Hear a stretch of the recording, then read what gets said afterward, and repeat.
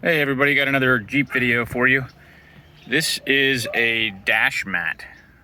So I live down in Florida, and in the summertime, inside the car can get pretty hot. And not only that, it does a number on the actual dash material, just the heating and cooling.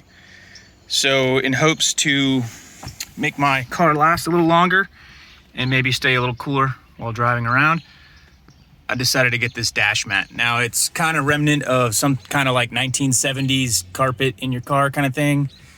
And I don't have it stuck down yet.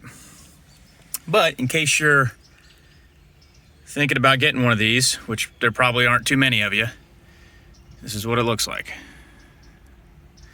Did have to cut a hole for that. The one we ordered had the hole for the light sensor, but did not have the hole for this. Now, I don't have it perfectly pushed into place yet. I'm gonna let it kind of flatten out in the heat before I try and mush it around too much more. Just wanna see how it lays.